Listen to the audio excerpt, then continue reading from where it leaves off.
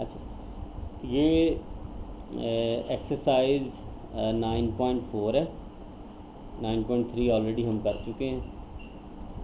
Exercise 9.4 है और इसमें बाकी हाइपोथेसिस वगैरह का तो सिस्टम वही है, लेकिन इसमें जो चीज़ हम जो प्रीवियसली हमने कैलकुलेट की थी वो जी स्कोर था। जो प्रीवियसली 9.3 में कैलकुलेट थी वो जी स्कोर था। G is equal to X bar minus mu not over sigma square root N. लेकिन इसमें हम टी स्कोर यूज़ करेंगे या टी टेस्ट यूज़ करेंगे, और टी के लिए यही सारी चीज़ें लिखेंगे डिवाइडेड बाय, ये सिर्फ सिग्मा की जगह स्मॉल एस आ जाएगा, divided by square root N. तो सिर्फ ये फ़र्क है सिग्मा का और एस का। अगर और मैं यहाँ पे एक्सप्लेन ये एस है सैंपल। ये जरा माइक बंद कर लें आप।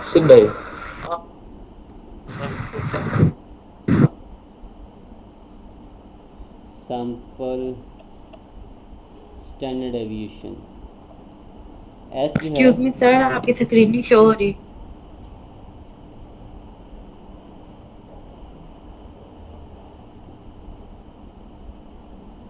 अच्छा जी, अब होना शुरू होगी। यस सर, अब हो रही है। अच्छा, अब सुन लें दोबारा से। पहले हमने जो काम किया है 9.3 में, वो है जी स्कोर हमने कैलकुलेट किया था, which is X bar minus mu not population standard deviation divided by square root N. ठीक है। और अब हम 9.4 में टी टेस्ट को यूज़ करेंगे, और टी टेस्ट के इंग्रेडिएंट वही हैं, सिर्फ ये सैंपल स्टैंडर्ड डेविएशन जो है, सैंपल स्टैंडर्ड डेविएशन वो होगा टी स्कोर में। और इसके लिए हम जी स्कोर टेबल को देखा था। इसके लिए जी स्कोर टेबल, और इसके लिए हम देखेंगे टी टेबल।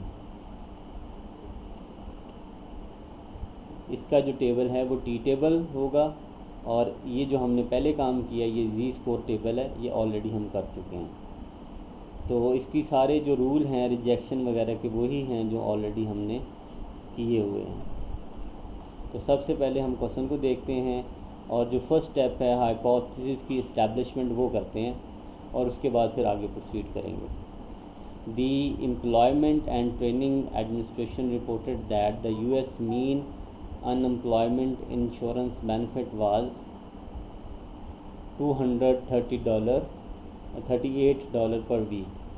ये मीन अनएम्प्लॉयमेंट इंश्योरेंस बेनिफिट्स हैं, ये आपको पता ही हिस्टोरिकल फैक्ट है। Researcher in the state of Virginia, ये अब रिसर्चर के बारे में बात कर रहे हैं। Virginia anticipated that the sample data would show evidence that the sample mean weekly unemployment insurance benefit in Virginia was below the national average। below the national average। जो रिसर्चर है उसको ये पता,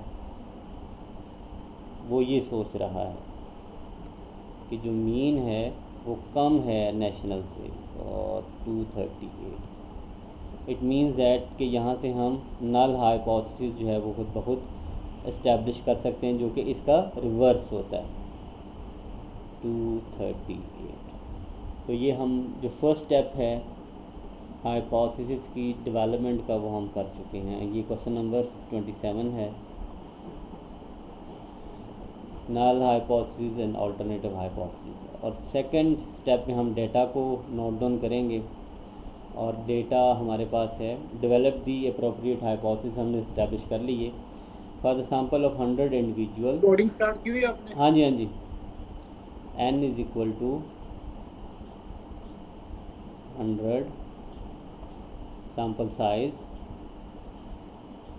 और and sample weekly unemployment insurance was 231, यानी x बार जो है आपके पास 231 और कह रहा है कि sample standard aviation is $80। Sample standard aviation S से हम डिनोट करते हैं और वो $80 था। जो प्रीवियस प्रॉब्लम थी उनमें, जो 9.3 की प्रॉब्लम थी उनमें ये सैम्पल स्टैंडर्ड एविएशन नहीं था, ये पॉपुलेशन स्टैंडर्ड एविएशन होता था जो 9.3 में, लेकिन 9.4 में ये एस है। और कह रहा है कि what is the P value at 5%, what is your conclusion, और hypothesis use the critical value approach. ये तीनों चीज़ों के आंसर हमने बताने हैं। तो सबसे पहले हमने यहाँ पे टी वैल्यू जो है उसको कैलकुलेट करना है, और वो मैंने बताया बिल्कुल वैसे ही उसी पैटर्न पे हम इसको कैलकुलेट करेंगे। और एस स्क्वायर रूट एन, तो यही वैल्यूज़ यहाँ पे इनपुट हमारे पास सारी वैल्यूज़ पड़ी हुई हैं। 231 माइनस ये जो वैल्यू है, ये म्यू नॉट की जगह पे इनमें से कोई भी ले लें, 238 डिवाइडेड बाय एस यानी 80 divided by square root N. तो स्क्वायर रूट 110 और 10 80 से डिवाइड हुआ तो 8 आया, और 31 ये -7 डिवाइडेड बाय 8। इसको सॉल्व किया,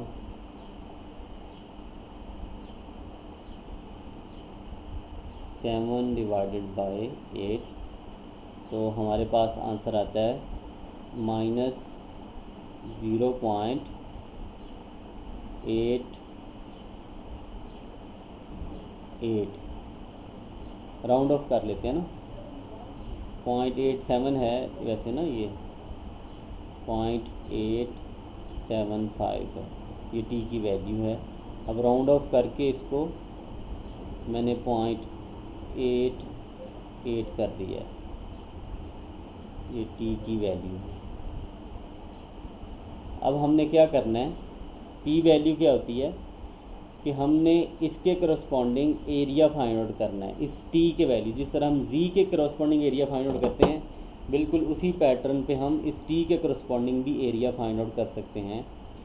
और अब हमें देखना पड़ेगा टी टेबल को। पहले हम देखते थे जी टेबल को, लेकिन क्योंकि अब ये टी है तो हमें अब टी टेबल को देखना है। और टी टेबल को देखने का क्या तरीका होता है वो मैं भी आपको साथ ही एक्सप्लेन कर देता हूँ। तो सबसे पहले हम जाएंगे टी टेबल पे। टी टेबल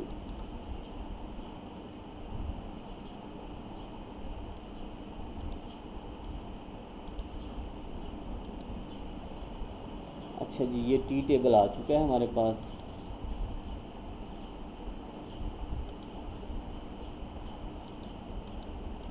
टी टेबल को देखने के लिए आपको, आपके पास डिग्रीज ऑफ फ्रीडम का होना ज़रूरी है। डिग्रीज ऑफ फ्रीडम का होना ज़रूरी है। तो डिग्रीज ऑफ फ्रीडम कहाँ से आएगी? आपके पास n है, n में से -1 करेंगे तो डिग्रीज ऑफ फ्रीडम आ जाती है, यानी 100 -1 करें तो 99 जो है आपके पास डिग्रीज ऑफ फ्रीडम आ जाती है। तो अब आप 99 के करस्पॉन्डिंग देखें कि कौन सी वैल्यू है जो 0.88 के करीब है और उसके करस्पॉन्डिंग एरिया क्या बनता है। तो हम जाते हैं 99 पे, यानी ये 199 एक ही चीज़ है, और हमारी ये वैल्यू जो है 0.88 के करीब है, ये वाली 0.845, ये 0.88 के ये सबसे करीब है। तो इसके करस्पॉन्डिंग एरिया देखें क्या बनता है।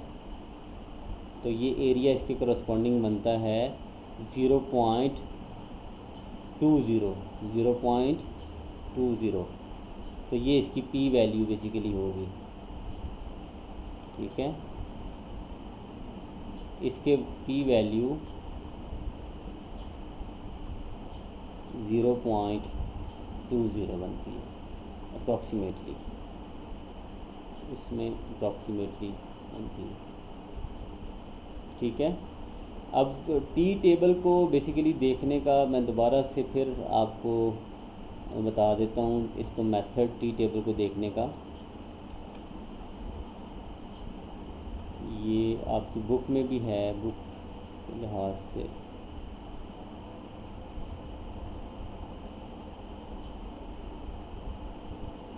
ये देखें, इसमें ये एरियाज़ की वैल्यूज़ हैं ऊपर, ये सारी टी वैल्यूज़ हैं और ऊपर ये एरिया है। अब फॉर एग्जांपल टी वैल्यू यहाँ पे आती है आपकी इन दोनों के इन बिटवीन 1.10, तो इसके करस्पॉन्डिंग जो एरिया आएगा वो 0.1 और 20% के दरमियान है। तो यहाँ से भी आप इसको देख सकते हैं और टी टेबल ये आपके सामने है। ये एज अ फिगर के तौर पे अगर मैं आपको डायग्राम के थ्रू दिखाना चाहूँ तो इस तरह से भी आप इसको समझ सकते हैं। वापस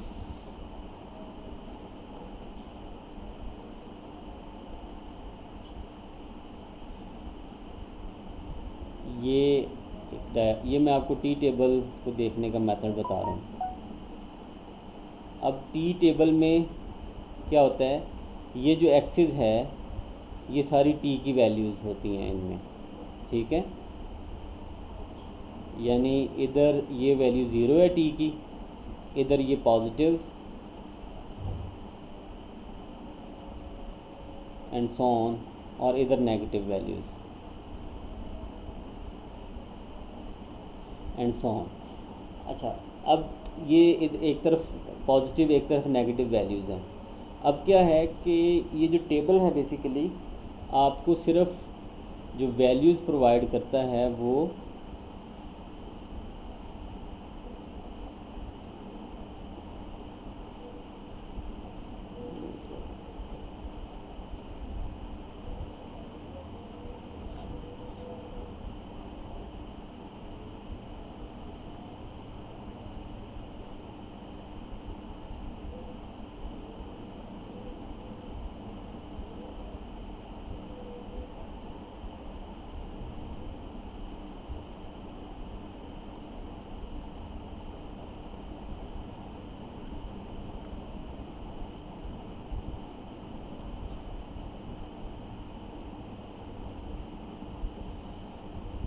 ये टी टेबल बेसिकली आपको हमेशा राइट साइड वाला एरिया जो है वो प्रोवाइड करता है। ठीक है, लेफ़्ट साइड वाला एरिया के लिए नहीं है। फॉर एग्ज़ाम्पल अगर हम इस वैल्यू को देखें, let's say degrees of freedom इसकी 10 है और ये 2.764 वैल्यू है। तो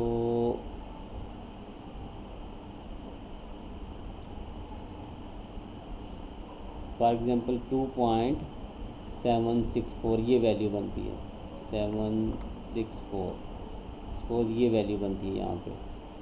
तो क्या होगा कि इसके जो करस्पॉन्डिंग एरिया टेबल में आ रहा है, इसके करस्पॉन्डिंग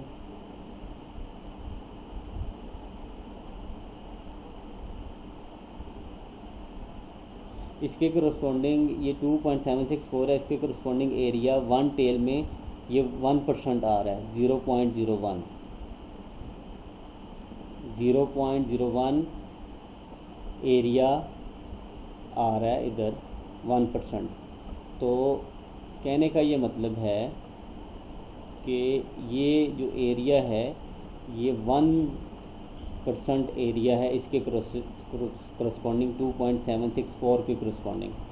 ठीक है, और अगर हमने 1% लेफ़्ट साइड पे कंसीडर करना है एरिया, ये तो राइट साइड के लिए, अगर हमें लेफ़्ट साइड के एरिया के लिए टी वैल्यू चाहिए तो यही नंबर 2.764 नेगेटिव हो जाएगा इधर, यहाँ पे -2.764 ये लेफ़्ट के लिए है, एरिया 1% के लिए। तो ये कहने का ये मकसद है कि जो टेबल आपको हमेशा वैल्यू दे रहा है एरिया की, वो राइट साइड वाला एरिया की वैल्यू दे रहा है उस पॉइंट से, जिस पॉइंट को भी आप ले रहे हैं टेबल में उसके राइट साइड की। ये जितनी भी वैल्यूज़ हैं ये टी वैल्यूज़ हैं टेबल में, ठीक है। और इनके करस्पॉन्डिंग जो एरिया गिवन है वो राइट साइड वाला गिवन है। फॉर एग्जाम्पल ये 6.31 डिग्रीज ऑफ फ्रीडम 1 है, तो वैल्यू है 6.314। तो इसके करस्पॉन्डिंग जो वैल्यू बनती है 5% बनती है अगर तो 1 टेल टेस्ट है, और 10% बनती है 2 टेल में। यानी अगर 1% कहने का ये मतलब है कि अगर 1% इधर है और ये 1% इधर, तो ये 2% बनेगा। अगर इधर 5% है और इधर भी 5% है, तो 2 टेल में ये 10%, लेकिन 1 टेल में 5%। 1 टेल के लिहाज से 5% और 2 टेल के लिहाज से 5% प्लस 5% 10%। तो ये टेबल के जो दोनों इंग्रेडिएंट्स हैं वो हमें समझ आ जाते हैं कि 1 टेल और 2 टेल का क्या चक्कर है यहाँ पे, ठीक है। क्योंकि वैल्यू 1 टेल हो या 2 टेल हो, वैल्यू सेम आएगी, ठीक है। ये बेसिकली टी टेबल को देखने का एक मेथड है।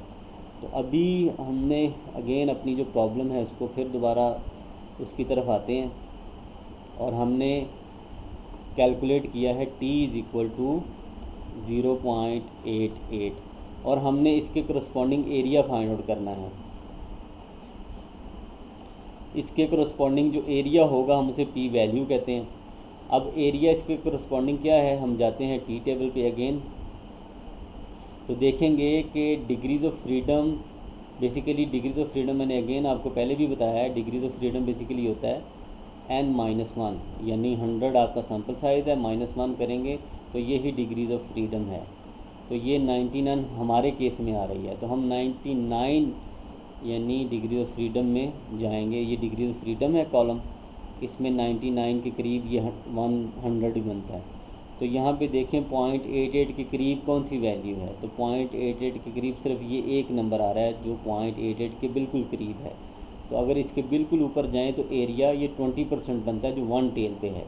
तो वो हमने ऑलरेडी लिख दिया, लेकिन मैं फिर दोबारा लिख रहा हूँ कि ये 20% एरिया बनता है ई वैल्यू, ठीक है। अब वो जो नेक्स्ट पार्ट है उसका, उसमें ये कह रहा है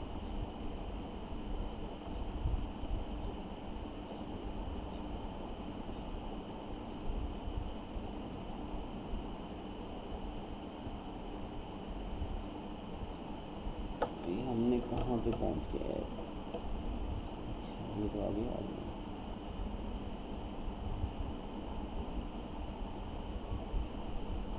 अच्छा ये क्वेश्चन है, कहता है what is the P value, हमने फाइंड आउट कर ली। कहता है at 5% what is your conclusion. Significance level 5% है जिसे हम अल्फ़ा कहते हैं। तो अल्फ़ा जो है वो 5% है। तो रिजेक्शन रूल वही होता है जो है ऑलरेडी, जो हमने पहले भी डिस्कस किया, reject H0 if P value less than equal to alpha. तो P वैल्यू आपके पास है 0.20 और ये है 5%, तो ये फॉल्स है, ट्रू नहीं है। इट मीन्स कि we can not reject H0, ये चीज़ है। अब नेक्स्ट पॉइंट इसका क्या है, नेक्स्ट पॉइंट है repeat the proceeding hypothesis test using the critical value approach. तो क्रिटिकल वैल्यू अप्रोच में हमें दो चीज़ें चाहिए होती हैं, एक टी चाहिए होता है जो कि ऑलरेडी हमारे पास है for critical value approach we need T and T alpha. तो अब टी तो ऑलरेडी हमारे पास है विच इज़ 0.88। अब टी अल्फ़ा क्या है, अब अल्फ़ा हमारे पास ऑलरेडी 5% है, तो t एट 5% हम कैलकुलेट करेंगे।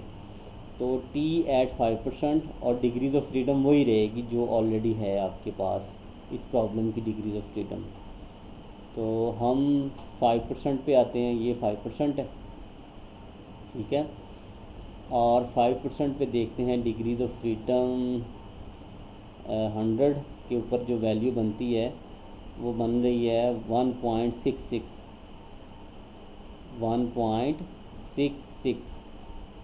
तो हम इसको लिख लेते हैं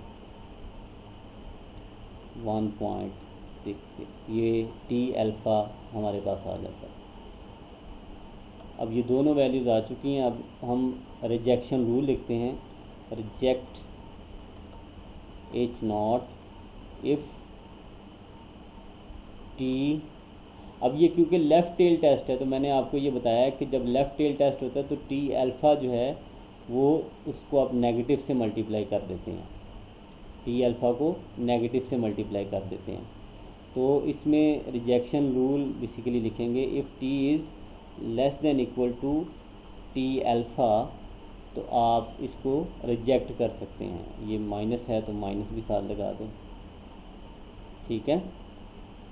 तो हमारे पास ये वैल्यू है, सॉरी ये -0.88 है, मैंने इसमें थोड़ी सी ये माइनस का है।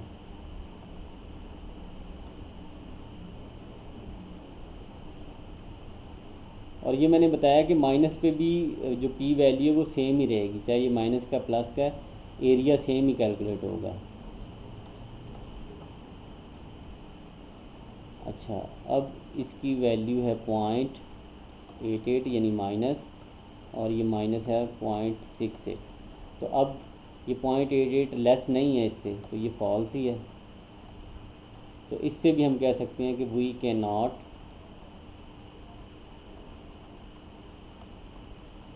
रिजेक्ट H0, ठीक है। तो हम H0 को रिजेक्ट नहीं कर सकते। तो ये हमारा कंक्लूजन है। अगेन हम दूसरी प्रॉब्लम्स को देखेंगे तो इंशाल्लाह होपफुली ये जो इसमें थोड़ी चीज़ें रह गई हैं वो भी इंशाल्लाह आपको क्लियर हो जाएंगी। अब नेक्स्ट क्वेश्चन की तरफ मूव करते हैं। नेक्स्ट क्वेश्चन है 28। क्वेश्चन नंबर 28 कह रहा है share holder group in lodging a protest claimed that the mean tenure for a chief executive CEO was at least 9 years. तो ये बेसिकली क्लेम है at least 9 years. A survey of companies reported in the Wall Street Journal found a sample mean tenure of X bar 7.27 years, CEO with standard deviation of 6.3738 formulate the hypothesis that can be used to challenge the validity of claim made by the shareholder group. Assume 85 companies were included in the sample. What is the p-value for your hypothesis test, and at 1% what is your conclusion? तो ये 1% पे है। तो ये इन्होंने basically यहाँ पे आपको नल हाइपोथेसिस जो है वो प्रिसाइजली बता दी है, नल हाइपोथेसिस, ठीक है, कि a share holder group is lodging a protest claimed. जो आपका क्लेम होता है बेसिकली जो हिस्टोरिकल फैक्ट होता है वो आपका नल हाइपोथेसिस में जाता है। तो इसने आपको क्लियरली जो चीज़ यहाँ पे मेंशन कर दी है वो नल हाइपोथेसिस है एटलीस्ट 9 इयर्स। तो यहाँ पे जो मीन है क्वेश्चन नंबर 28 में null hypothesis mean at least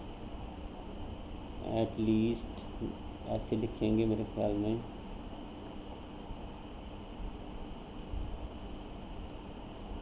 at least 9। तो ये इट मीन्स दैट कि इसका रिवर्स है 9 से कम, ठीक है। एट लीस्ट ऐसे लिखेंगे और वो हम नल हाइपोथेसिस में कवर करेंगे। उसके बाद हम डेटा को नोट डाउन करते हैं और टी को कैलकुलेट करेंगे। तो उसमें एक्स बार 7.27, एक्स बार 7.27 एस इसमें भी सैम्पल स्टैंडर्ड डेविएशन है, जहाँ भी सैम्पल स्टैंडर्ड डेविएशन आ जाएगा तो आपने वहाँ पे टी कैलकुलेट करना है। तो 6.38 और n यहाँ पे है आपके पास 85, तो ये 85 आपके पास n आया। तो अब यहाँ से आप इजीली जो चीज़ कैलकुलेट कर सकते हैं वो t है। तो t यानी x bar -9 divided by 6.38 divided by square root 85। ठीक है जी। तो अब आपने स्क्वायर रूट 85 को ज़रा सॉल्व कर लेना है।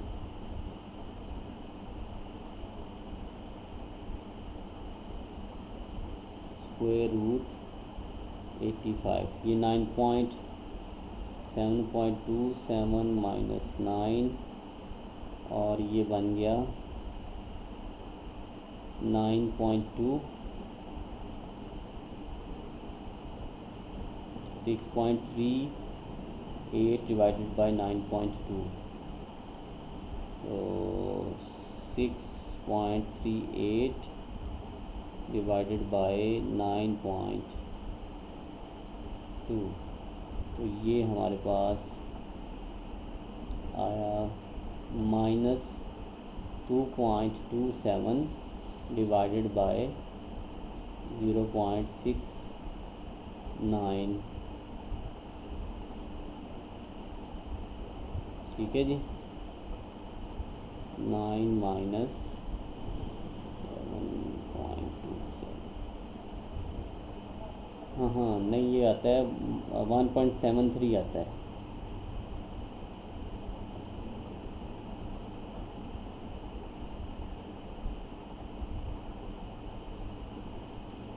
-1.73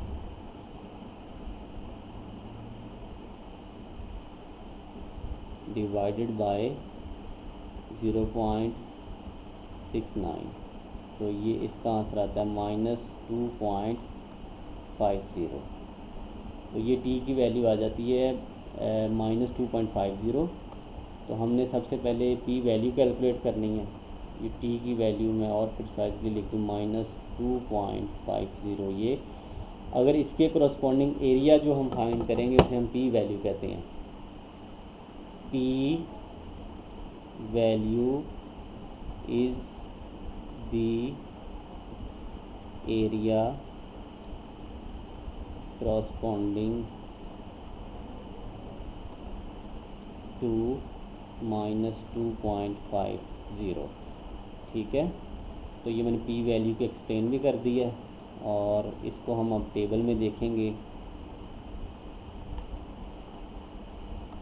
टेबल में देखेंगे -2.50 या फिर क्योंकि हमारा जो टेबल है पॉजिटिव वैल्यूज़ के लिए ही है, तो हम 2.50 को देखेंगे और जो एरिया मिलेगा वो सेम एरिया होगा जो -2.50 का होगा। ठीक है। तो हम टेबल पे जाएंगे और देखते हैं, और डिग्रीज ऑफ फ्रीडम है इसकी 85 तो 84 है। तो 80 के अराउंड आप देखें, 80 के अराउंड आप देखें कि 2.5, अच्छा ये 2.5 इसके करस्पॉन्डिंग आ रहा है, यानी इन बिटवीन, यानी 2.374 और 2.6 के इन बिटवीन आ रहा है। तो इसका मतलब ये हुआ कि जो हमारा एरिया है वो भी इसके इन बिटवीन होगा, यानी हमारा एरिया 1% और उससे भी कम के इन बिटवीन है। 1% और 0.5% के इन बिटवीन। तो हम कह सकते हैं कि ये 1% और 0.5% का मिड ले लें कि जो हमारा एरिया है वो 1% से भी कम है। यहाँ पे आप लिखते हैं 0.0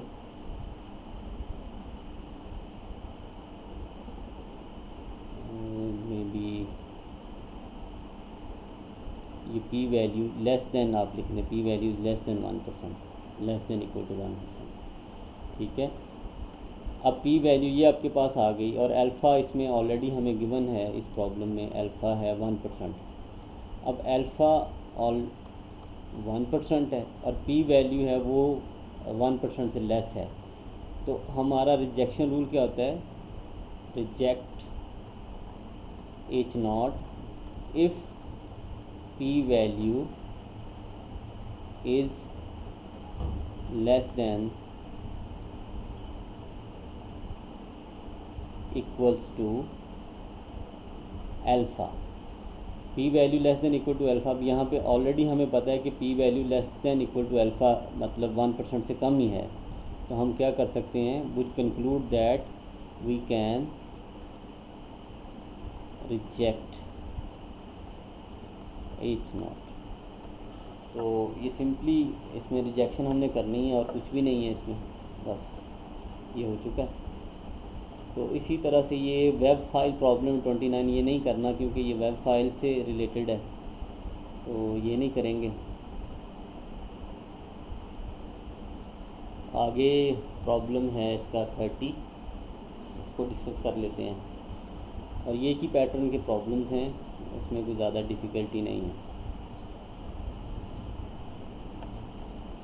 क्वेश्चन नंबर 30 में कह रहा है कि AOL Time Warner CNN has been the long time waiting leader of the cable television news. Nielsen Media research indicated that the mean CNN viewing audience was 600,000 per day. तो ये mean है। Sample of 40 days daily audience was 612,000 viewers with a sample standard deviation 65,000 viewers. What are the hypotheses if the CNN management would like information on any change in CNN viewing audience? Change जो है वो इसमें change यानी 600,000 में change, तो वो ऊपर भी हो सकती है नीचे भी हो सकती है, यानी नॉट इक्वल टू। तो बेसिकली क्वेश्चन नंबर 30 में जो आपका ऑल्टरनेटिव हाइपोथेसिस है वो मीन नॉट इक्वल टू 600,000 और इसका ऑल्टरनेटिव नल हाइपोथेसिस का इक्वल टू में यानी इसका ऑपोजिट आ जाता है। अब वो सारी इन्फॉर्मेशन हम लेंगे यहाँ पे कि सैम्पल साइज़ कितना है, 40 है और 612 की सैम्पल मीन है 61200 और सैम्पल स्टैंडर्ड डेविएशन है 65,000 ही है। तो वही हमें अगेन कह रहा है कि पी वैल्यू फाइंड आउट करें, significance select your own significance level. तो अपना सिग्निफिकेंस लेवल हम सिलेक्ट कर सकते हैं 1%, 5%। What is your conclusion, what is your recommendation would you make to CNN management this application. Let's see. तो सबसे पहले हमें टी वैल्यू फाइंड आउट करनी है। तो टी के लिए हमें एक्स बार माइनस, आपको पता ही है, मीन नॉट S/√n। तो 6100 माइनस 600,000 डिवाइडेड बाय S 65,000 और सैम्पल स्क्वायर रूट यानी सैम्पल साइज़ का स्क्वायर रूट। इसको हम सॉल्व करते हैं। तो सबसे पहले तो हम स्क्वायर रूट 40 को सॉल्व करते हैं। स्क्वायर रूट 40 तो ये 6.32 आता है, 6.32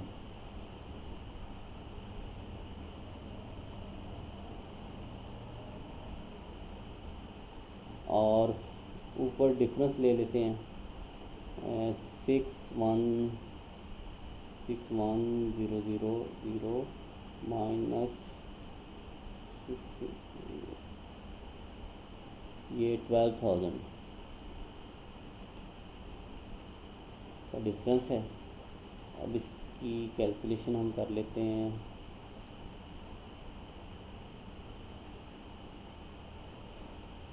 $65,000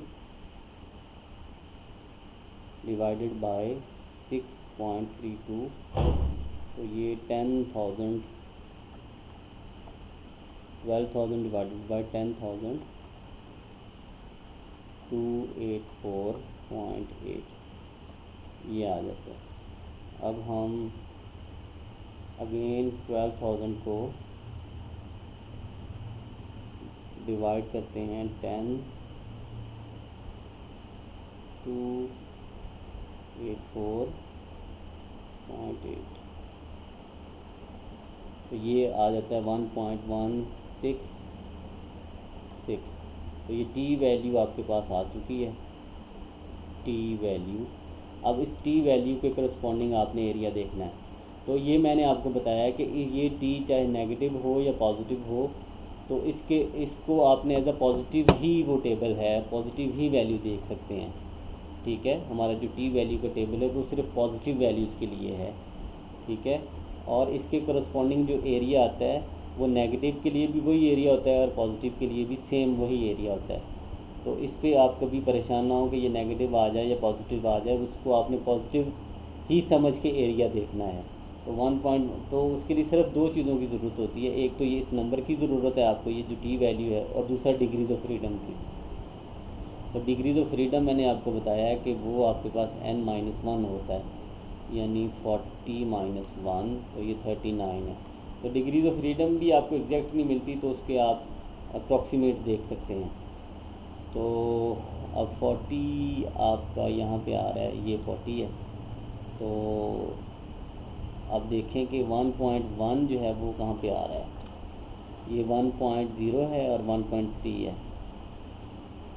तो इनके इन बिटवीन है 1.1, इन दोनों के इन बिटवीन है। इट मीन्स दैट कि जो हमारी जो पी वैल्यू है वो 15% और 10% के दरमियान है। ये 15% है, ये 10% है, तो हम अराउंड 12% कह सकते हैं। तो जो हमारी वैल्यू आ रही है पी वैल्यू को मैंने एक्सप्लेन ऊपर भी कर दिया है। जो इसके करस्पॉन्डिंग जो एरिया होता है उसे पी वैल्यू कहते हैं। तो ये अराउंड 12% के करीब आ रही है। ठीक है, तो ये काफ़ी बड़ी है पी वैल्यू। इट मीन्स के we can not reject H0, यानी अल्फ़ा अगर हम 1% ले लें, अल्फ़ा अगर हम 5% ले लें, या इवन अल्फ़ा 10% भी ले लें, तो we can not reject H0। We can not reject H0, तो हम H0 को रिजेक्ट नहीं कर सकते। ठीक है, और H0 को रिजेक्ट नहीं कर सकते, इसका मतलब ये है कि जो आपकी जो ऑडियंस है वो जिसको रिजेक्ट नहीं कर सके, रिजेक्ट किसको नहीं कर सके कि आपके जो मीन है वो 600,000 है। कहने का ये मतलब है कि कोई ख़ास नहीं फ़र्क पड़ रहा कि मतलब वो कह रहे हैं कि जो ऊपर जा रही है नीचे जा रही है, जो ऑडियंस हैं, ऐसा नहीं हो रहा। वो ऑलमोस्ट ठीक ही है, सेम ही है, कोई सिग्निफिकेंट फ़र्क नहीं उसको पड़ रहा ऑडियंस जो है। तो ये है, आगे इंशाल्लाह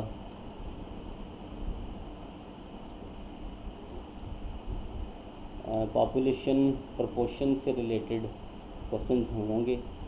तो इंशाल्लाह इसको ये भी सिंपल हैं, 9.5 है पॉपुलेशन प्रोपोर्शन।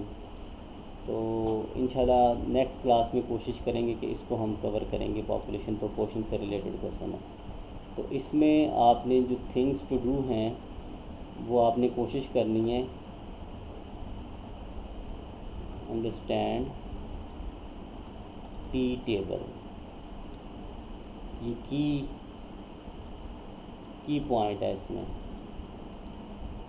टी टेबल को अंडरस्टैंड करना है कि वो किस तरह से आप इसमें किस तरह से टी वैल्यू के करस्पॉन्डिंग एरिया फाइंड आउट कर सकते हैं और किस तरह से एरिया के corresponding T value find out कर सकते हैं, यानी दोनों तरह से, जिस तरह हमने जी स्कोर में किया था।